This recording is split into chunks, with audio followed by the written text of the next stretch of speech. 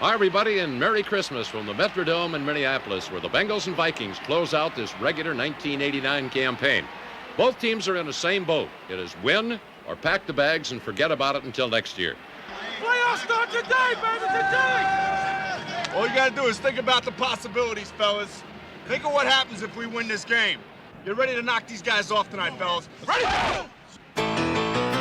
With a wild card berth for the Bengals hanging in the balance, the AFC's #1 offense battled with the NFC's top defense.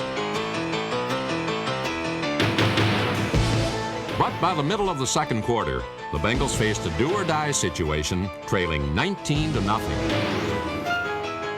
Why sale? Yeah. Come back for the sale. That's a good play.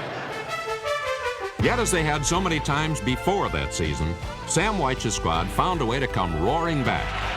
Boomer on a quick snap, back there to throw. Looks, goes down the sideline. Yes. Out to Eddie Brown, Yes. Touchdown. Eddie Brown.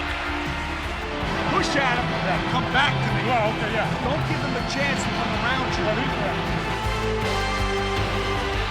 Boomer steps up, going to run. Now throws downfield. All alone. It might be a touchdown. Down to the 30, down to the 20, the 10-yard line. 5 touchdown. Rodney Holman. Plenty of time left. 9 minutes. Boomer on a play fake is back to throw.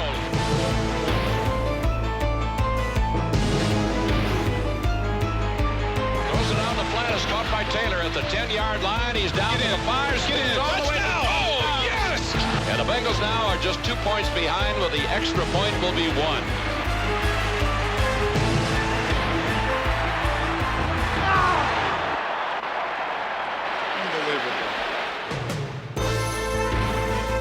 While the loss to Minnesota knocked the Bengals out of the playoffs, the 1989 season was still one of great excitement, as well as tremendous team and individual performances.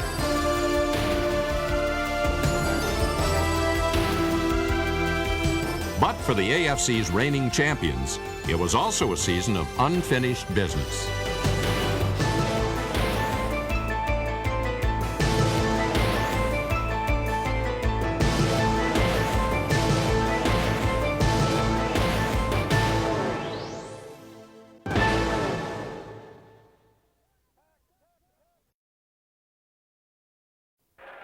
Attack!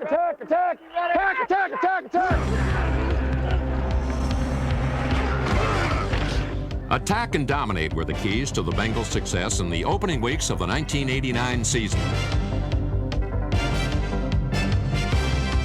With a mixture of explosive offense and a tough, opportunistic defense, they surged toward control of the AFC Central Division.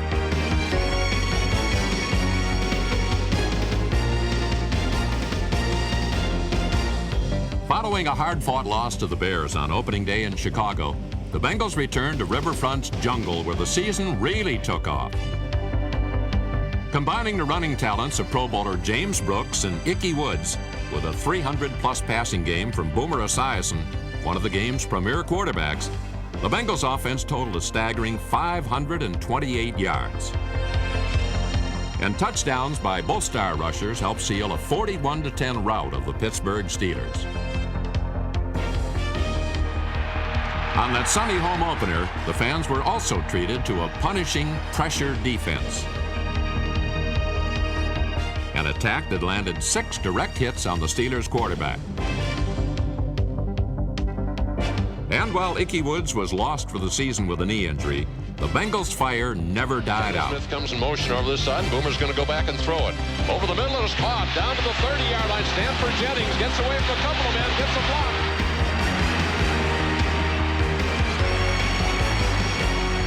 He's at the 15, 10, 5, touchdown.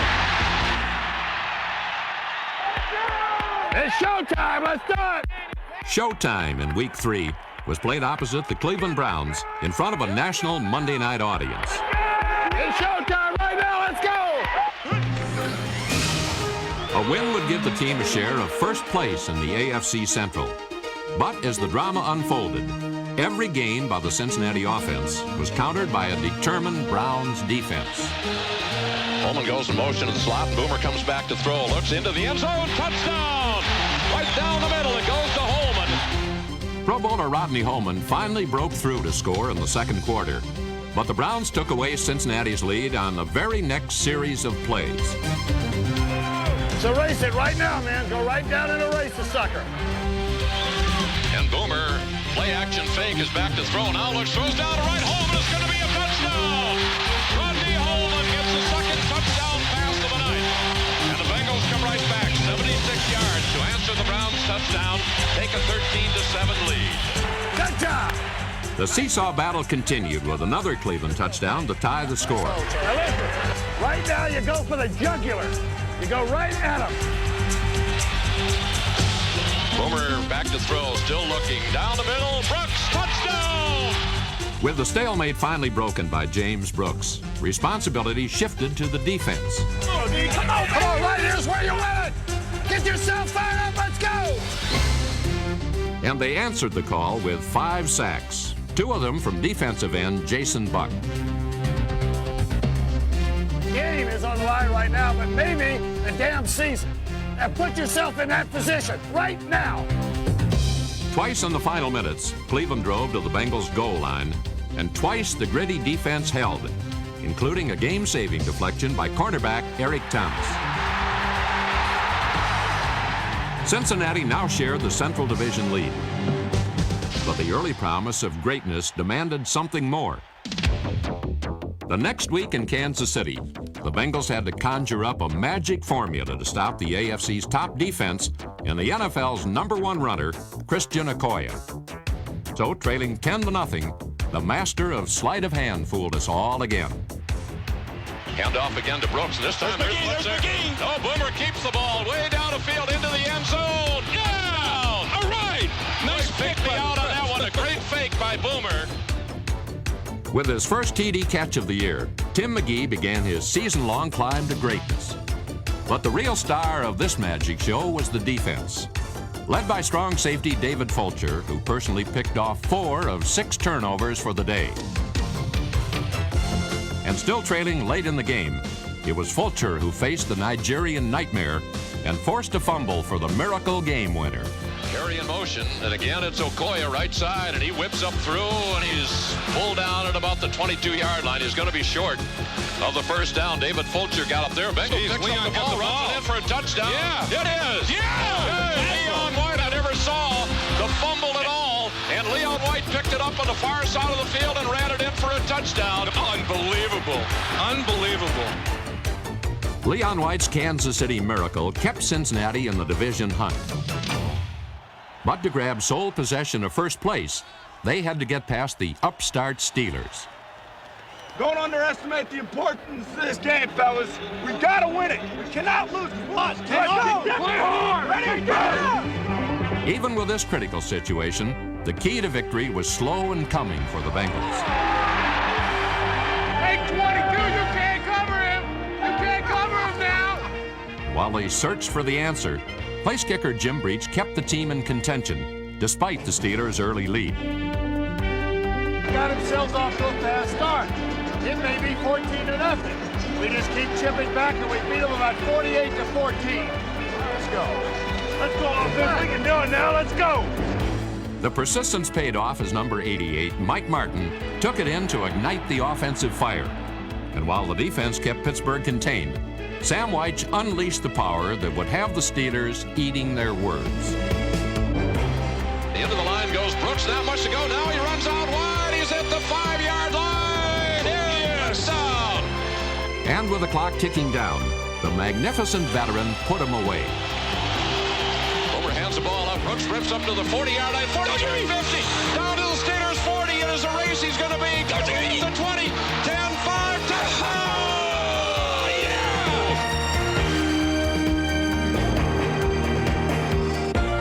With this victory, the 4-1 Bengals stood alone atop the AFC Central Division.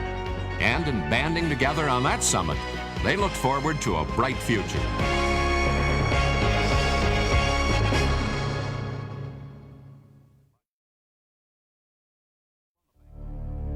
But just when the Bengals had a handle on their game plan, their struggles began.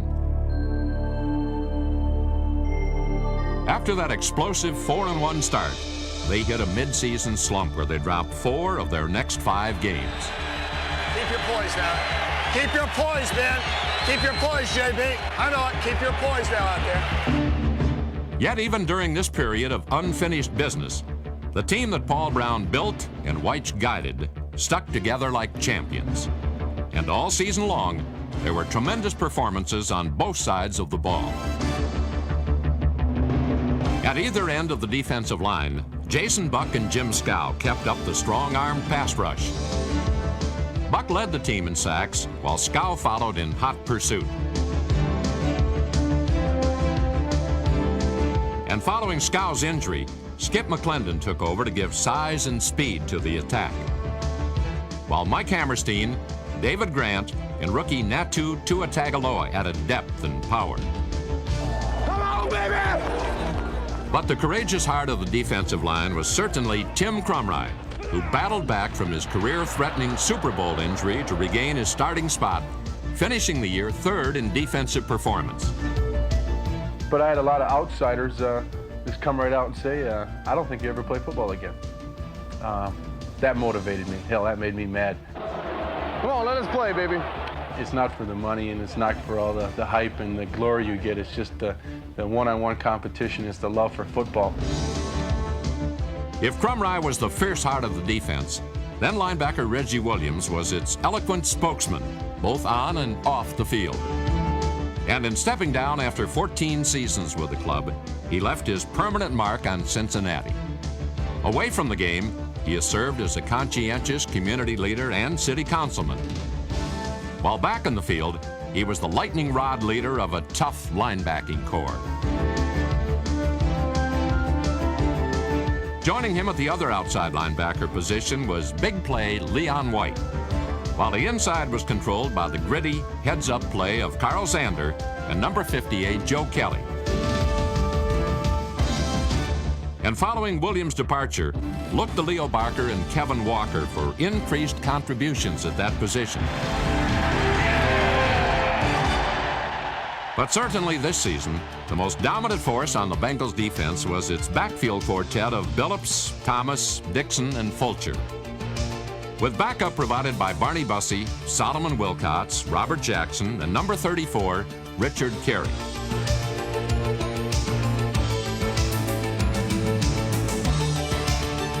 At cornerback, Lewis Billups had the aggressive speed to deny opponents access to the goal line. Craig is in the shotgun. Is back there to throw in the end zone. Looks, goes over the near side. Go, intercepted. go get it. 50, going to be a touchdown. Thomas! Rising star Eric Thomas held the second best record for interceptions. While at free safety, the early promise of Ricky Dixon came to full force as he finished second in overall defensive stats. But this season's standout defenseman was surely David Fulcher. Tops in team performance and second in the AFC for interceptions, Fulcher gained a starting spot at the Pro Bowl for the second straight season.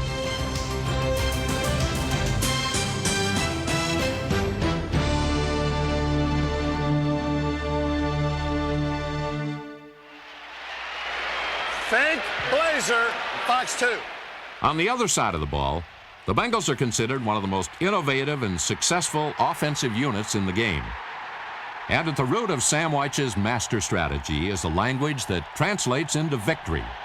Spread be ready. It'll be 80, halfback Jolly. Be alert for a Blazer call. In our playbook, we have a whole entire page of 2,000 words called Bengal terminology. For instance, we'll say, Baker Bruce! Pepper, Flip, Caliber. Motown, Happy, Jolly, Drunk, Buster, Boomer, Tiger! I think he's got a hound too, Rodney, I think. and that one word probably means about 2 sentences worth of words for me to say in a huddle. It's more like word association. I'll give you, for example, a boss block, okay? And what that means is that our fullback or our lead back is going to block the strong safety, back on strong safety, boss. But one of our code words for that is Bruce. And why do we call it Bruce? Because Bruce Springsteen is the boss. Wide receivers on both sides now. The Bengals have the first down at the Browns' 16-yard line. And Boomer, play action fake, is back to throw. Now looks, throws down to right home, and it's going to be a touchdown. That's Major League, man.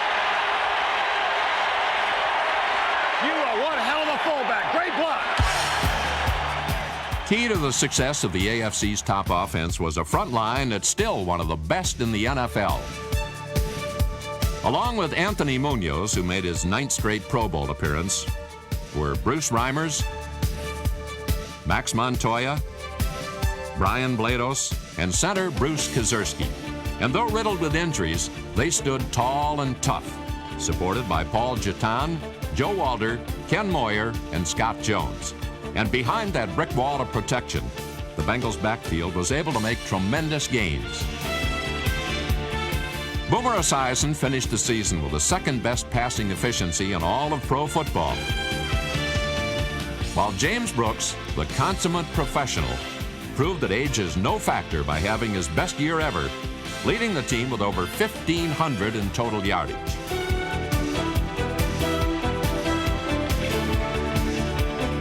Tim McGee also stepped out into the spotlight and had a terrific season with 1,211 yards receiving.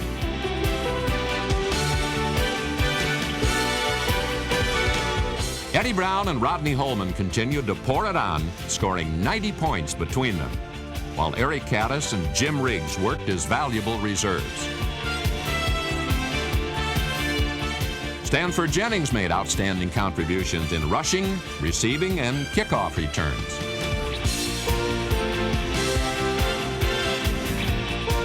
And rookie running backs Eric Ball and Craig Taylor had impressive first seasons, promising a bright future for Cincinnati's offense.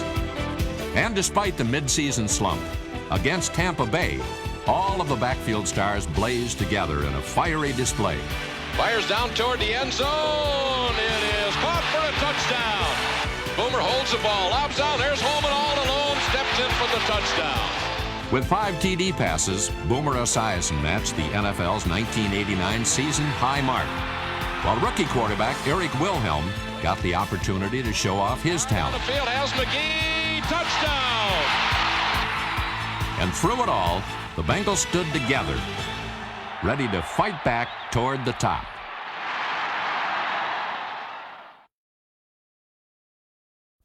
Now listen. Deadlocked at 5-5, the Bengals used the final third of the season as both an opportunity to get back into the playoff picture and as a challenge to fight back with honor. You guys have 30 minutes to make them pay for everything that happened in that first half, to regain 3 points that were ripped off from you in the first half, and to kick their ass. If you're a man, you'll do it because you got a better team. Let's go! And despite falling short against the Bills and Seahawks, the home stretch saw the resurgence of that balanced attack that had made Cincinnati a champion. So in Week 11, it was the Lions who learned that you shouldn't mess with an angry tiger. Now he's going to run. Looks downfield. Fires it in the corner of the end zone. Touchdown to McGee. With nearly 400 yards passing from Esiason, both veterans and the Bengals' new breed tamed the Lions in a 42-7 rout, including rookie Kendall Smith's first pro touchdown. The Detroit blowout also featured the best special teams play of the year. There's a snap back. The Bengals are going to get a touchdown. Barney Bussey's grab marked the first time in 11 years that Cincinnati scored on a blocked punt. But in Week 13, it was the Bengals' defense that blocked Cleveland's running game, holding them to a mere 88 yards. While 2 turnovers led directly to Cincinnati's success. Rosaro's going to take it and go back and throw. Looks this time, he goes long down the field, intercepted by Leon White at the 35. He's got some running room. To the 40. He's around the corner at the 45. He gets to midfield and pounds down with the ball at the Browns' 45-yard line. Caddis comes in motion, the near side. Boomer pitches the ball out, coming wide is Brooks. Now Brooks goes back, flips it to Boomer. There's McGee down the field. Oh, yes. Grabbing catch at the 4-yard. Touchdown. Yes. Touchdown. Wow. Quick shot across the middle is caught. The ball is fumbled. It's picked up by a Bengal, Carl Zander. He's down to the 20, to the 15, works his way to the 10, and down there. And they are going to say that was it, a reception and a fumble, I believe. Riggs in motion. Boomer's going to go on throw. Drifts off to his left. Looks now. He flips it down. Touchdown, Rodney Holman. With a 21-0 victory, the Bengals swept the yearly Battle of Ohio, rekindling their playoff hopes. So in Week 15, they returned to the jungle to confront the cocky Houston Oilers and raise their Central Division record to 5-1. Boomer with a long count. Play action fake to Brooks. Back to throw. Looks, fires down in the end zone. Intended. Yes! Brown, touchdown! Eddie Brown down in the corner of the end zone. Hand off to JB. Coming wide to the right. He gets around the corner at the 10-5. Down. Yes! Touchdown! Yes! Oh, what a run! And the Bengals really taking control early.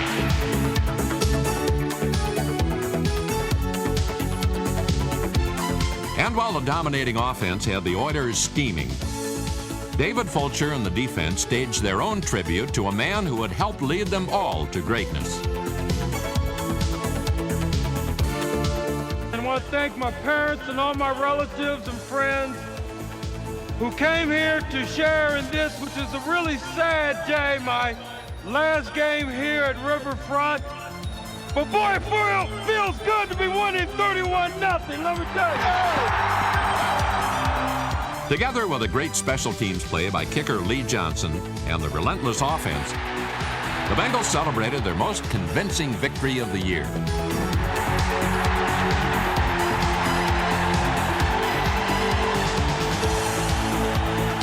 But even at 5-1 in the AFC Central, Cincinnati was the only team in the division that did not make the playoffs. Still, we were privileged to witness a team of unstoppable courage and spectacular performance. Champions all, to the end. Oh, I love you. Okay. Woo!